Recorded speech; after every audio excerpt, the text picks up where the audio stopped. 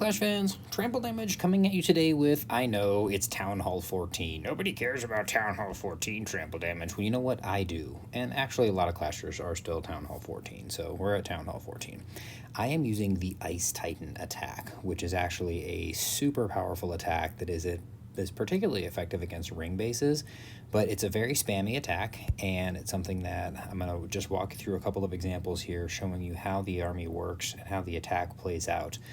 The general gist here is we are going to wind up putting down some ice golems to tank initially for some yetis and some bowlers, with a log launcher and all of our heroes coming in, and then 3 Electro Titans, which of course can only go to level 2 at Town Hall 14, but are still surprisingly effective. Now, the attack starts out by using a double quad quake. So the first quad quake is usually to open the outer layer of walls, and I have people ask me, hey, Trample Damage, how come you wind up using your log launcher with earthquake spells? Well, the log launcher deals a ton of damage, and 4 earthquake spells can take roughly 50% of the hit points from a base, or from a building, and of course, there are some builders over here that are going to try and put this town hall back together, but when they are busy trying to recover their own hit points and the log launcher is continuing to fire spiky logs at the town hall, you have an opportunity for the log launcher to take down the town hall without needing any troops to help out. So what I do notice though is, we got 5 ice golems here, and I need to update these war bases. There were some other pieces of trash here, but that's okay. So we've got the 5 ice golems down right away, and then the 3 Electro Titans in behind, and you can see already their aura, and it's starting to deal damage. See that mortar has already taken some damage from the aura. This barracks is taking damage from the aura. They are just such powerful troops.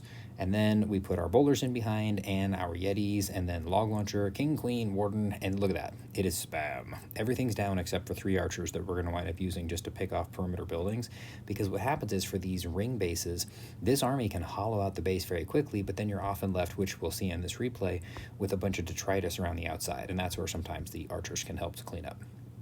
Now, I have not yet used the earthquake spells on the town hall, but you do see that all of our troops, for the most part, have been deployed. So Eagle Artillery is firing away, 1 ice golem goes down, and I wind up putting a rage spell on the way into the base and triggering the Warden's Eternal Tome. Depending on the layout of the core, sometimes I'll trigger the Warden's Eternal Tome a little bit earlier, sometimes I'll wait until we get into the blast. I was a little bit concerned about the amount of damage I was going to be taking on this one, so I went ahead and triggered the Warden's Tome a little early, and you can see we have now dropped the other 4 earthquake spells, and they have taken roughly half of the damage that the town hall can take and remove those hit points. Now, these builders are going to be working on themselves because they've been damaged, and that gives us an opportunity to take out the town hall. So freeze on the super minions, and the town hall winds up going down very quickly, largely due to the logs, and because the town hall went down so fast, we have an opportunity for the clan castle troops to come out and actually help out. Now, unfortunately, that poison bomb is still obnoxious, but those troops are gutting the core. We do see 2 of the Electro Titans chilling over here, wrecking stuff, and the third one, where'd she go? Where'd she go? Electro Titan. I thought she was still alive at this point. Maybe she's already gone. She already left. Poor Electro Titan. Well, so we've got the core essentially gutted at this point. We do have the Royal Champion chilling over here. We've got the Barbarian King, Sanziak, taking out some stuff. The Archer Queen manages to get over here and survive the Giga Blast and the Poison Bomb, and the Unicorn starts working on her. She gets the Eagle Artillery down, and then at this point, the Ice Golems, they're just such powerful troops. Ice Golem tanking for the Royal Champion. Royal Champion finishes off these defenses. The Archer Queen finishes off some of the trash buildings, and now you can see here we have deployed some of those archers to help clean up the side detritus. Royal Champion gets involved in helping with that as well. Barbarian King, Queen.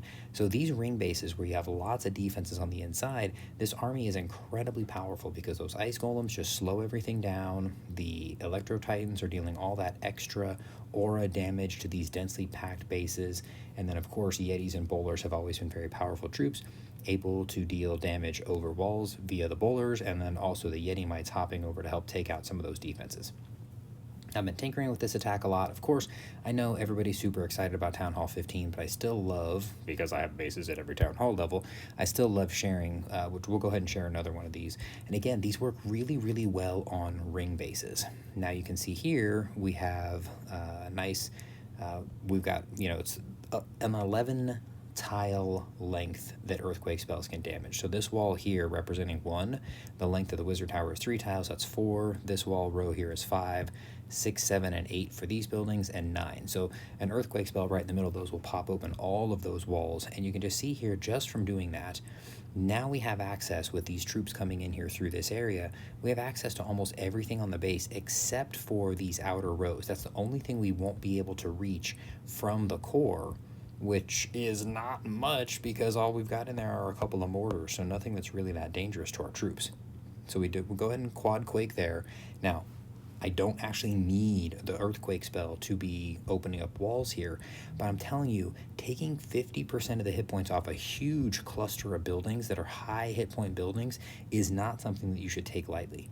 We do have 3 free spells of our own just to help slow down the town hall, the eagle artillery, the scatter shots, all those defenses as necessary, but it's the same start here.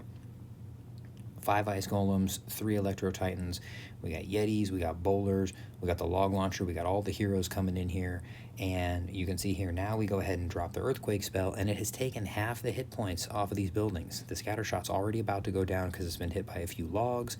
The eagle artillery has taken a bunch of damage. Town hall's taken damage. Free spell on the town hall and the eagle artillery, poisoning the super minions.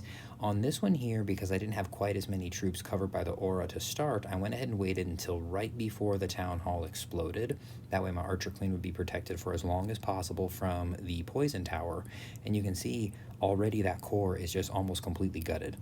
And we do have a couple of defenses left in there, but the king still has his ability, the queen still has her ability. Those clan castle troops, because of the timing on the use of the Grand Warden's Eternal Tome and the keeping the log launcher alive, lets those yetis come through to help out a little bit. The yeti mites coming through to help out a little bit.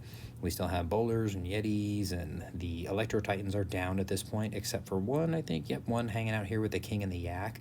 And again, everything in that core is completely gutted.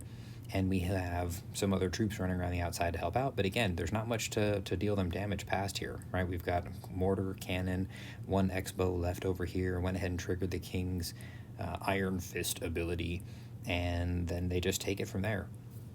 It's an easy army to use. I do not recommend this army for anti-3-star bases because, for anti-3-star bases. When you got a town hall far in one corner, you either have to risk coming right at the town hall in the beginning of the attack, in which case the poison bomb and the surrounding environs can wind up chopping up your army so much that you don't have enough left to take on the back end of the base, or you do the more traditional approach, which is you come at it from opposite the town hall side, and sometimes, even with the double quad quake, you run into too many compartments for your troops to be able to pound through, and then you wind up either falling short of the town hall or leaving a couple of key compartments with powerful defenses open to take out your army as you are endeavoring to reach the town hall on the other side. Oh well.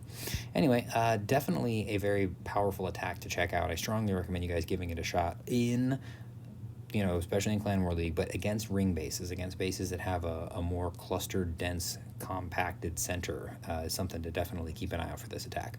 And of course, I always forget to wind up mentioning my fun social media stuff, but off to your right-hand side, unless you're watching this upside down, in which case, very impressive, on the left-hand side, you'll see all my fun social media stuff. Make sure to subscribe to my YouTube channel. Check me out on any of the other platforms. I am trying to grow my Twitter following, my Instagram following, but in the meantime, of course, my primary platform, for those of you who know me, is on TikTok, where we're currently sitting a little bit north of 200,000 followers. And the most recent addition to my collective Clash contributions to the community is that I'm the official co-host of the Clash Tips podcast with my co-host and founder of the Clash Tips podcast, TipDog20, who is an excellent attacker and is one of the Town Hall 15s who helped us promote to Champion 1 League last month. So big shout out there. You can also find us. The Clash Tips podcast does have its own Twitter account, so you can stay posted, but we normally wind up posting a pod every Monday morning. In the meantime, Trample Damage saying you guys have an absolutely wonderful day.